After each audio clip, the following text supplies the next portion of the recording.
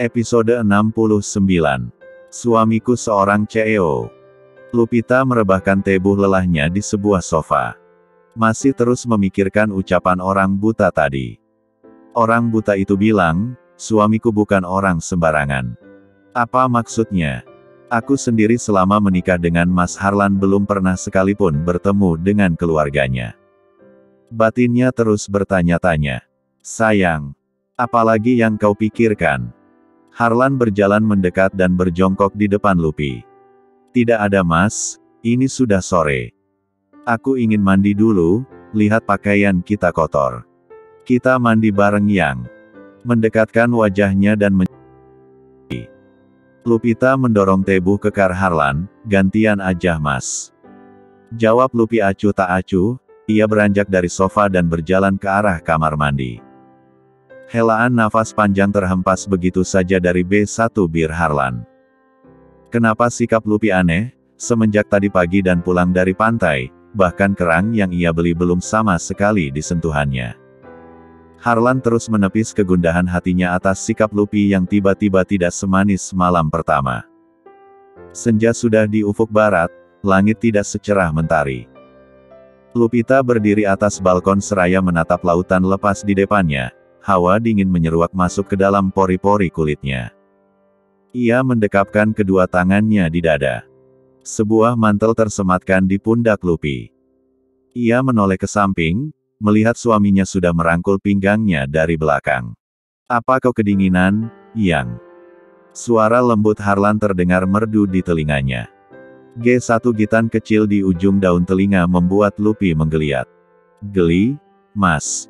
Lupi memiringkan telinga ke kiri, ia tidak ingin H4 seratnya kembali bangkit. Sayang, sebenarnya ada apa denganmu? Kenapa sikapmu tidak manis lagi padaku? Harlan menatap lekat netral Lupita, aku tahu ada sesuatu yang kau tutupi. Katakan saja, aku siap mendengarkannya. Kapan kita kembali ke Jakarta, Mas? Aku ingin pulang. Tanya Lupi dengan wajah tertunduk. Kenapa kau menanyakan kapan pulang? Apakah kau tidak bahagia kita berada di Bali? Harlan terus menatap netra yang sudah berkaca-kaca. Baru saja 3 hari kita di sini, Lupi. Kita sedang bulan madu. Ucapan Harlan terdengar kecewa. Bukankah kau sudah setuju, 1 minggu kita berada di Bali? Aku memikirkan pekerjaanku, Mas. Aku takut kelamaan libur dan berimbas pemecatan di perusahaan. Kau tahu sendiri bukan? Aku hanya bekerja sebagai karyawan magang. Kenapa kau takut? Siapa yang berani memecatmu? Tanyanya tegas. Tentu saja perusahaan. Kau pikir siapa lagi? Kau pasti sedang merindukan seseorang di kantormu, makanya kau ingin cepat pulang, benar bukan? Harlan melepas P3 lukannya dan berdiri dengan kedua tangan di dalam saku. Mas, coba jangan gampang menafsirkan sesuatu yang tidak ada dalam pikiranku. Jadi kau tidak percaya padaku? Menarik tangan Harlan dari saku celananya. Harlan menoleh sekilas dengan sorot mata dingin dan membuang pandangannya ke depan. Baiklah bila kau ingin kita pulang. Besok pagi kita kembali ke Jakarta. Ucap Harlan seraya melangkah pergi meninggalkan Lupita. Mas Harlan kenapa bisa berpikir, kalau aku ada hubungan dengan Damar? Siapa lagi yang ia bahas kalau bukan Damar? Aku harus menjelaskan kalau tidak ada hubungan apapun dengan Damar, dan aku akan menanyakan siapa wanita bersamanya, aku ingin kejelasan semuanya. Mas, brak, suara pintu kamar dibanting. Lupita terkejut melihat sikap Harlan yang tak biasanya. Ia berlari dan membuka pintu kamar. Mas mau kemana? Seru Lupi berlari mengejar Harlan yang sudah berjalan menjauh. Mas Harlan, dengarkan aku dulu, biar kita bicarakan. Harlan sudah menjauh tanpa menghiraukan panggilan Lupi. Mas Harlan, kenapa kau pergi tanpa mendengar penjelasan dariku? Kau marah saat aku minta pulang besok. Maafkan aku Mas, sudah membuatmu kecewa. Dengan langkah gontai Lupi masuk dalam penginapan. Jam sudah menunjukkan pukul 9 malam, berarti sudah 3 jam Harlan belum kembali. Lupita mengambil ponsel dan mulai menghubungi suaminya. Namun, Harlan tidak mau mengangkatnya. Berulang kali Lupi menelpon tetap tidak ada jawaban. Mas, apa kau semarah itu padaku? Telepon aku tidak kau angkat. Lupi menahan getir di hatinya. Apa benar, ramalan bapak buta itu? Aku akan mengalami banyak ujian dalam rumah tangga. Bila kami tidak kuat menghadapi kerikil kecil dalam rumah tangga, sudah pasti ujungnya sebuah perceraian. Aku tidak mau itu terjadi. Lalu apa maksud bapak buta itu? Akan terpisah jarak dan waktu. Lupita menautkan kedua alisnya sambil terus merenung dan mencari jawabannya sendiri. Dia bilang suamiku bukan orang sembarangan. Siapa Mas Harlan sebenarnya? Apa yang sudah ia rahasiakan padaku? Hah? Lupi menghela nafas panjang, buat apa dipikirin, belum tentu benar perkataan orang buta itu. Lupi masuk ke dalam kamar dan merebahkan tubuhnya di atas kasur, tangannya mulai mengetik sebuah pesan. Mas, kau berada di mana? Cepatlah pulang, aku minta maaf bila ada salah. Suara hingar-bingar terdengar nyaring di dalam ruangan, disambut musik remix yang menggema. Para muda-mudi, tua dan muda ikut berjingkrakan mengikuti irama musik. Seorang pria duduk di sudut meja, meneguk minuman bersoda, jemarinya menjentikkan abu rokok di atas bara, menghisap kuat rokok dalam B1 birnya dan dihembuskan ke atas. Seorang wanita cantik dengan postur tebu S3 berlenggak-lenggok mendekati pria yang terduduk sendiri. Hai, boleh saya temani? Ucapnya seraya duduk di sebelah pria dingin itu. Pria dingin itu meneguk root beer di depannya tanpa menoleh sedikitpun pada wanita seksi itu. Wanita itu terus menggoda dengan bahasa tebuhnya. Pria itu mengambil ponsel yang sejak tadi berdering, ia hanya membaca pesan tanpa membalas pesan itu. Lupi, maafkan aku hanya ingin sendiri dan menenangkan diri. Mungkin aku mulai cemburu dengan Damar, entahlah baru kali ini aku merasakan cemburu pada laki-laki. Kukira Damar juga menyukai Lupi, haruskah aku memecat Damar agar tidak lagi mendekati istriku? Harlan menarik satu batang rokok dari tempatnya dan menyelipkan di B1 bir. Wanita itu menyalakan pematik api, lalu menyulutkannya ke ujung rokok. Harlan menghisap dalam rokok itu, kepulan asap mengitari di wajahnya. Melihat ada wanita di sampingnya, Harlan teringat Lupita sendiri di penginapan. Ia mematikan rokok di asbak, mengeluarkan 10 lembar uang merah di atas meja dan pergi meninggalkan wanita itu yang kegirangan, sebab Harlan memberikan uang 1 juta cuma-cuma. Jam sudah menunjukkan pukul 1 dini hari. Harlan membuka pintu ruangan yang tampak sepi. Ia berjalan dan masuk ke dalam kamar. Melepas seluruh pakaiannya yang bau asap rokok, lalu masuk ke dalam kamar mandi. Selesai bersih-bersih, ia mengambil kimono dan naik ke atas ranjang. Harlan melihat Lupita sudah tertidur memunggunginya.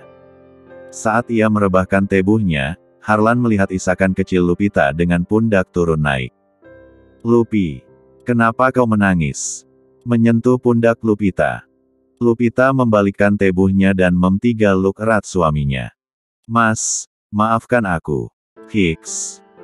Harlan mendesi pelan seraya mengusap lembut kepala istrinya, dan mencium keningnya. Mas juga minta maaf ya, tadi meninggalkanmu. Kalau Mas sedang marah pasti akan pergi dulu, setelah tenang pasti akan kembali lagi. Mas jahat nggak mau angkat telepon dan balas pesanku. Mas ada di mana tadi? Ada di hatimu dong. Goda Harlan terkekeh. Ish. Aku tanya benar-benar malah bercanda. Mencubit perut Harlan. Au, sakit sayang. Biarin. Abis kau nyebelin. Biar gak tegang, sayang. Menarik hidung mancung Lupita, gimana? Besok pagi kita jadi pulang. Lupita menggeleng pelan, aku nggak mau. Kenapa? Kau nggak mau? Tadi kau yang ngotot minta pulang. Aku masih betah di sini, belum pernah naik banana boat juga berenang ke dasar laut. Kau mau main boat dan berenang ke dalam laut? Iya, Mas. Ucap Lupita semangat. Baiklah, besok kita ke laut. Meng 1 bibir Lupita. Mas, Kobe 1 birnya manis. Abis minum apa sih selalu Lupita setelah melepas C1 umannya, abis ngerokok sama minum sirup. Pantas manis. Harlan mencaplok B1 bir ranum Lupita yang sudah menjadi candu. Episode 70. Malam itu mereka melepas rindu kembali, hasrat keduanya mulai terkumpul lagi, setelah ujian kecil membuat mereka bersitegang. Banyak orang yang mengatakan, bila sehabis ribut pasti akan bersemangat lagi untuk memulai sebuah hubungan batin. Entahlah benar atau tidaknya, semua itu hanyalah mitos atau kebetulan saja. Mereka berdua harus bisa melepaskan ego masing-masing demi keharmonisan bersama, sebab ujian sampai kapanpun akan terus datang, selama kita masih bernyawa. Kini mereka berdua sedang menikmati surganya dunia. Terdengar desah N dan Erang dari B1 bir Harlan dan Lupita, yang saling bersahutan. 2 jam telah berlalu, terdengar dengkuran halus dari nafas Lupita. Harlan menatap teduh wajah istrinya, Meng 1 umi kening dan B1 birnya. Terima kasih sayang, kau selalu membuatku bahagia di atas ranjang, selalu memenuhi keinginanku. Harlan tersenyum puas dan beranjak dari Ran, yang mengambil bungkus rokok dari saku celananya dan berjalan ke arah balkon. Menyalakan pematik api di B1 birnya yang sudah tersulut ujung rokok, Meng 1 sap dalam rokok di sela-sela jarinya. Kepulan asap mengitari wajahnya, ada kelegaan setelah melepaskan hasrat. Apa yang harus aku katakan pada emak, kalau aku sudah menikahi Lupi? Mengisap kembali batang rokok yang tinggal separuh, Lupita sudah menjadi tanggung jawabku, apalagi kami sudah melakukan hubungan intim. Tidak mungkin aku meninggalkan Lupita sendiri di rumah sederhana itu. Sudah selayaknya Lupi mendapatkan kebahagiaan sebagai seorang istri Georgi Vandeles. Harlan mendes kasar, tapi apakah Mak akan merestui pernikahanku yang diawali dengan kebohongan? Aku tidak jujur pada Mak tentang pernikahan dadakanku, dan pada Lupi. Aku juga berbohong, kalau sebenarnya aku adalah Gurji, CEO tempatnya bekerja. Rasa gusar dan takut terlintas dari benak Harlan yang terus bertanya-tanya.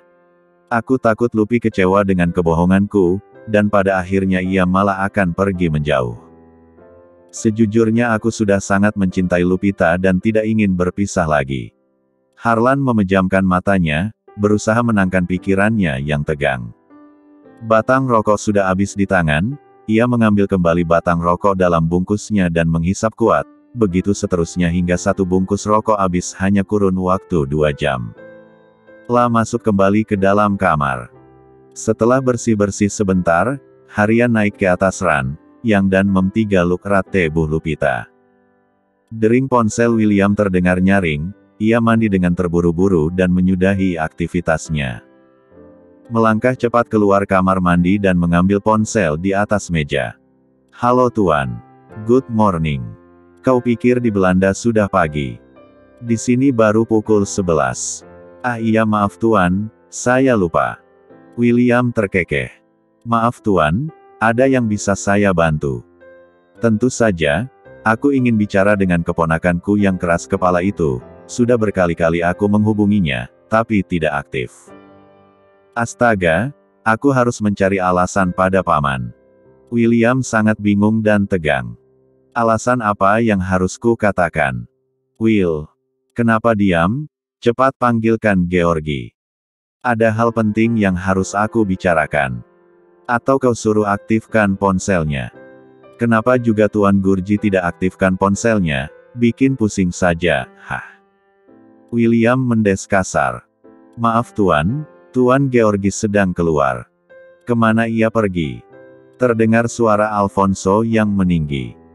Saya juga kurang tahu Tuan, Tuan Gurji hanya bilang mau keluar. Baik, kalau begitu suruh hubungi aku secepatnya, ada hal penting yang harus aku bicarakan. Baik Tuan. William bernafas lega untuk sesaat, kalau Tuan tidak bisa dihubungi, aku harus menghubungi Nona Lupi.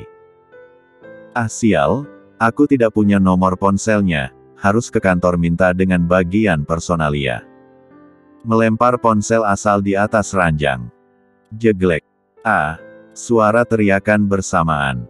Ada belalai. Pekiknya sambil menutupi wajahnya dengan kedua tangan.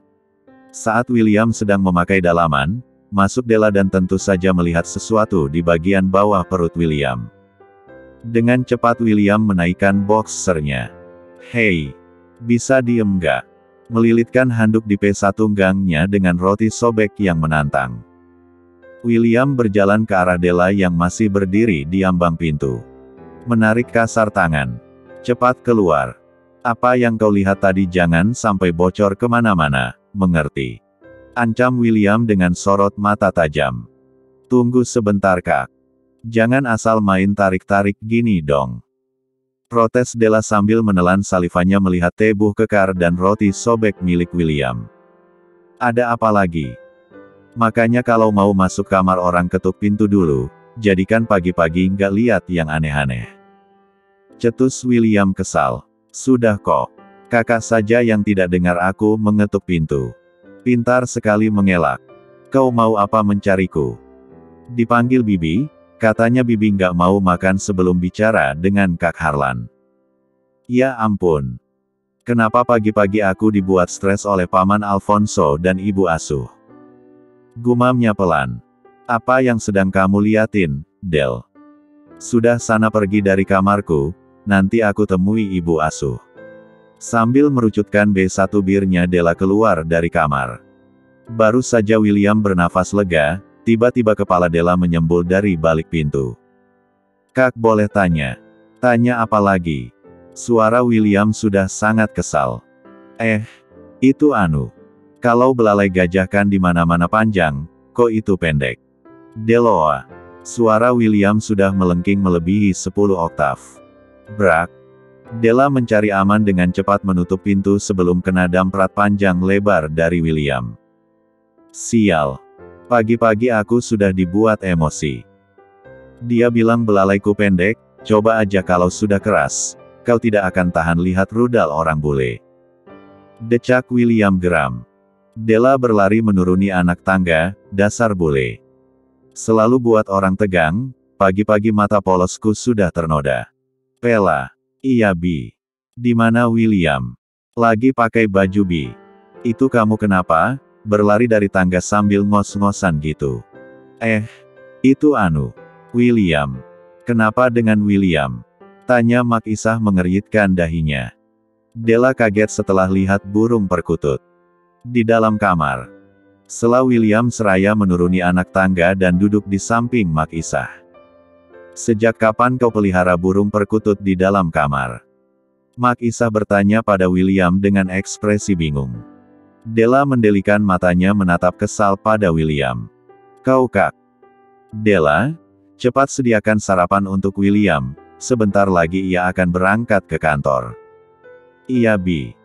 Della menurut walau hatinya kesal dengan sikap William yang selalu kasar padanya. Will. Coba kau hubungi kembali Harlan, sudah 4 hari nggak ada kabar. Baik Bu, nanti saya usahakan menelponnya, tadi juga Tuan Alfonso menelpon ingin bicara dengan Tuan Gurji. Siang itu Harlan dan Lupita sedang berada di lautan lepas. Mereka bermain banana boat dan menyelam di kedalaman laut. Lupita begitu senang melihat ikan-ikan berwarna-warni bertebaran di sekitarnya dan bebatuan karang yang unik dan indah. Harlan dengan setia selalu menggenggam tangan istrinya agar tidak terlepas. Puas bermain di dasar laut mereka naik kembali ke atas. Selesai menyelam Lupita menepi di laut, sementara Harlan melanjutkan berselancar bebas di atas laut, membuat Lupita berdecak kagum melihat keahlian suaminya dalam berselancar. Selesai berselancar, Harlan mendekati Lupi yang duduk di bawah payung besar. Mas, ponselmu sejak tadi berdering. Bukankah ponselku lobet? Tadi, selagi Mas main selancar, aku cash pakai baterai yang aku bawa. Harlan sedikit kaget, karena ia takut Lupita mengetahui rahasianya, ia belum siap untuk membuka jati dirinya. Ponsel berdering kembali. Dengan cepat Harlan mengambilnya sebelum keduluan Lupita. Ia berjalan menjauh setelah tahu itu dari Della. Halo Del. Kakak. Akhirnya telepon diangkat juga. Ada apa kau menghubungi aku terus?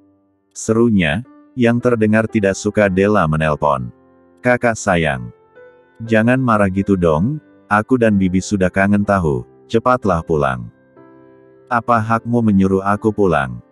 Kenapa Kak Harlan selalu bicara kasar padaku? Dulu kakak selalu bicara lembut padaku. Hiks. Terdengar suara isakan tangisan Della di ujung telepon. Harlan menghela nafas dalam, kau mau apa hubungi aku Del? Bilang pada Mark, 3 hari lagi aku pulang. Kini suara Harlan sudah melembut. Siapa Della? Mas. Harlan tersentak kaget dan membalikkan tubuhnya, ia terkejut melihat Lupita sudah berdiri di belakangnya.